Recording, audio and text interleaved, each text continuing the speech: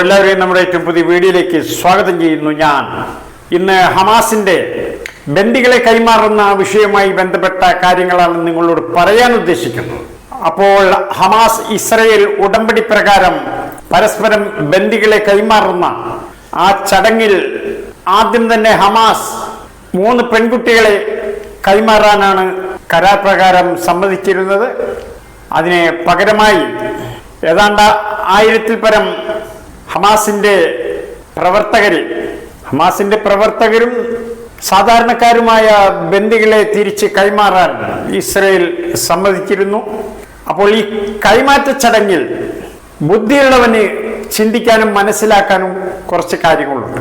ഹമാസിന്റെ കൈവശം ഇരിക്കുന്ന ഇസ്രയേലി യഹൂദ പെൺകുട്ടികളെ കൈമാറുമ്പോൾ അല്ലെങ്കിൽ കൈമാറാനായിട്ട് ഇസ്രയേലികളുടെ മുന്നിലേക്ക് അവരെ കൊണ്ടുവരുമ്പോൾ അവരുടെ ആ ബോഡി ലാംഗ്വേജ്, അവരുടെ ആ മുഖഭാവം, ഇതെല്ലാം ശ്രദ്ധിച്ചാൽ ഒരു കാര്യം വ്യക്തമാകും.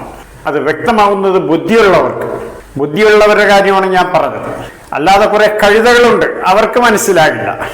സത്യത്തിൽ 1 വർഷത്തിൽ മേലെ തടവറയിൽ കിടന്ന പെൺകുട്ടികളാണ് ഈ വരുന്നത് എന്ന് ആർക്കും തന്നെ മനസ്സിലാകില്ല. സുഖവാസ കേന്ദ്രത്തിൽ നിന്നും വരുന്നത് പോലെ ചിരിച്ച് കളിച്ച് സന്തോഷിച്ച് ആണ് ഈ പെൺകുട്ടികൾ വരുന്നത്. അപ്പോൾ ആ പെൺകുട്ടികളുടെ ദൃശ്യങ്ങൾ കണ്ടാൽ കാണുന്നവർക്ക് ഏറെക്കുറെ കാര്യങ്ങൾ മനസ്സിലാവും. എന്നാൽ ഹമാസിന്റെ പ്രവർത്തകരെ അല്ലെങ്കിൽ സാധാരണക്കാരനായ ഗസ നിവാസികളെ അവർ തടവിലാക്കിയത്, ആ തടവിലാക്കിയവരുടെ അവസ്ഥ കണ്ടാൽ അതും ബുദ്ധിയുള്ളവർക്ക് മനസ്സിലാകും. കൊടിയ പീഡനങ്ങൾക്ക് വിധേയമായവരെ പോലെയാണ് അവരെ നമുക്ക് കാണാൻ കഴിയുക. ഗസ നിവാസികളെ അവർ ബന്ദികളാക്കിയവരുടെ അവസ്ഥ അതീവ ദയനീയമാണ്. എന്നാൽ ഈ പെൺകുട്ടികളുടെ അവസ്ഥ കണ്ടാൽ ഇത് തടവിൽ കഴിയുന്നതാണ് എന്ന് ആരും തന്നെ പറയില്ല. ഈ പെൺകുട്ടികളെ ഹമാസിന്റെ പ്രവർത്തകർ കസ്റ്റഡിയിലെടുത്തതിന് ശേഷം ഹമാസിന്റെ വനിതാ പോരാളികളെ ഏൽപ്പിക്കുകയായിരുന്നു.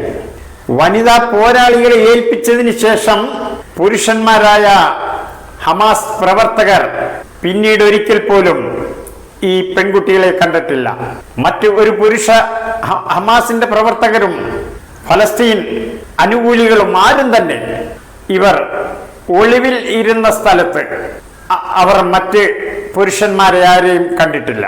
അതേസമയം ഹമാസിന്റെ വനിതാ പോരാളികളാണ് ഇവർക്ക് വേണ്ട സൗകര്യങ്ങളെല്ലാം ചെയ്തു കൊടുത്തത്. അപ്പോൾ അവരുടെ ദൃശ്യങ്ങളൊക്കെ കാണുമ്പോൾ നിങ്ങൾക്ക് മനസ്സിലാകുന്നത്. ഞാനിത് പറയാൻ കാരണം, നാട്ടിൽ ചില സംഘടനക്കാർ, ചില നിക്ഷിപ്ത താല്പര്യക്കാർ ഹമാസിനെയും അവരുടെ പ്രവർത്തകരെയും ഒക്കെ കൊടിയ ഭീകരവാദികളാണ്, തീവ്രവാദികളാണ്. ഏറ്റവും നല്ല ആരാണ്? ഇസ്രയേലികൾ, അമേരിക്കക്കാര്, ബ്രിട്ടീഷുകാര്, നാറ്റോക്കാര്, ഇവരൊക്കെയാണ് ഏറ്റവും വലിയ മാന്യന്മാർ. ഹമാസ് കൊടിയ ഭീകരന്മാരാണ്. കാരണം ഹമാസിന്റെ നാട്ടിൽ വന്ന് ആ രാജ്യം മുഴുക്കെ തല്ലി തകർത്തു. ആ രാജ്യത്തെ ഏതാണ്ട് 1 ലക്ഷത്തോടടുക്കുന്നു. ആ രാജ്യത്തെ ജനങ്ങളെ വെറുതെ ബോംബിട്ട് കൊല്ലുക, ഇങ്ങനെ പല രാജ്യങ്ങളിലും പോയി കൊല്ലുക, വിയറ്റ്നാമിൽ പോയി കൊല്ലുക, അഫ്ഗാനിസ്ഥാനിൽ പോയി കൊല്ലുക, റഷ്യയിൽ ഉക്രൈനെ ഉക്രൈനെ കൊണ്ട് ചൊറിയിപ്പിച്ച് റഷ്യയിൽ പ്രശ്നമുണ്ടാക്കുക, ലോകം മുഴുക്കെ പ്രശ്നമുണ്ടാക്കി നടക്കുന്ന ഈ കൊടും തീവ്രവാദികൾ അവര് നമ്മുടെ നാട്ടിലെ ചില വ്യക്തികൾക്കും ചില സംഘടനക്കാർക്കും വലിയ മാന്യന്മാരാണ്. എന്നാലോ അവരുടെ ആക്രമണങ്ങൾക്ക് വിധേയരാകുന്നവർ ഹമാസ്, ഹിസ്ബുള്ള, ഹൂത്തി, ഇതൊക്കെ തീവ്രവാദികൾ. ഒന്ന് ആലോചിച്ച് നോക്കണേ. കാസ, കൂസ, ഗീസ, മറുനാടൻ കൊലയാളി, ഇങ്ങനെ കുറെ എണ്ണങ്ങളുണ്ട്. ഇത്തരക്കാരുടെ കാര്യമാണ് ഞാൻ പറഞ്ഞത്. അവരിൽ നിന്ന് കപ്പം പറ്റി അവർക്ക് വേണ്ടി പ്രസംഗിച്ച് നടക്കുന്നവരാണിവർ. അത്തരക്കാർ ഹമാസ് തീവ്രവാദികൾ, ഹിസ്ബുള്ള തീവ്രവാദികൾ. അമേരിക്കയാണ് ഏറ്റവും മാന്യന്മാർ, ലോകത്തെ ഒരു ഉറുമ്പിനെ പോലും കൊല്ലാത്ത മാന്യന്മാർ. പക്ഷേ ഒടയതമ്പുരാൻ അള്ളാഹു അവരെ ഒരു ചെറിയ ഈർക്കിലെടുത്ത് ഇപ്പോൾ ഒന്ന് അടിച്ചിട്ടുണ്ട്. ചെറിയൊരു ഈർക്കിലിക്കാണ് അടിച്ചത്. അത് ആ അടി അവരെ സംബന്ധിച്ചിടത്തോളം അത് ഭീകരമായ അടിയായിട്ടാണ് കൊള്ളുന്നത്. ദൈവത്തിൻ്റെ അടി അങ്ങനെയാണ്, ചെറിയൊരു നുള്ളു മതി, ആ ഭാഗം മുഴുവനായി വെണ്ണീറാകും. അതാണ് ദൈവത്തിൻ്റെ ശിക്ഷ. അപ്പോൾ നമുക്ക് ഹമാസിന്റെ ആ പെൺകുട്ടികളെ കണ്ടല്ലോ, ഇനി ഹമാസ് തടവിലാക്കിയ ഇസ്രയേലി പെൺകുട്ടികളെ കണ്ടല്ലോ, ഇനി ഇസ്രയേലുകാർ തടവിലാക്കിയ ഫലസ്തീനി യുവാക്കളെ കാണാം. അവരുടെ അവസ്ഥയും കോലവും ഒക്കെ കാണുമ്പോൾ മനസ്സിലാവും അവർ എത്ര കണ്ട് കൊടിയ പീഡനങ്ങൾക്ക്, ശാരീരികവും മാനസികവുമായ പീഡനങ്ങൾക്ക് വിധേയമായവരാണെന്ന് അവരെ ഒറ്റ നോട്ടത്തിൽ കണ്ടാൽ മനസ്സിലാവും. അതുപോലെ തന്നെ പെൺകുട്ടികളെ പറഞ്ഞയക്കുന്നത് അവർക്ക് ചില ഗിഫ്റ്റുകളൊക്കെ കൊടുത്തിട്ടാണ് പറഞ്ഞയക്കുന്നത്. ഹമാസുകാർ പറഞ്ഞുവിടുന്നത് റെഡ് ക്രോസിന് കൈമാറാൻ കാറിൽ കൊണ്ടുവിടുന്നതാണ്, ഗിഫ്റ്റുകൾ കൊടുത്തിട്ട്. അപ്പോൾ ഇത് രണ്ടും തമ്മിലുള്ള വ്യത്യാസം മനസ്സിലാക്കുക. ആരാണ് തീവ്രവാദി, ആരാണ് മാന്യന്മാർ എന്ന് ഈ കൈമാറ്റ ചടങ്ങിൽ തന്നെ ബുദ്ധിയുള്ളവന് മനസ്സിലാകും.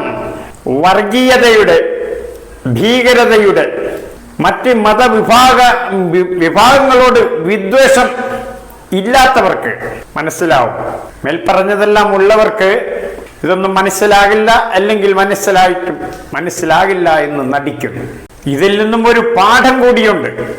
എന്താണ് ഇസ്ലാം, എന്താണ് ജൂതായിസം, എന്താണ് നസാറായിസം, ഇതും ബുദ്ധിയുള്ളവർക്ക് മനസ്സിലാകും. അപ്പോൾ ഈ വീഡിയോയിൽ ഇത്രമാത്രം പറഞ്ഞുകൊണ്ട് അവസാനിപ്പിക്കുന്നു. എന്നെ ശ്രമിച്ച എല്ലാവർക്കും വലിയൊരു സലാം.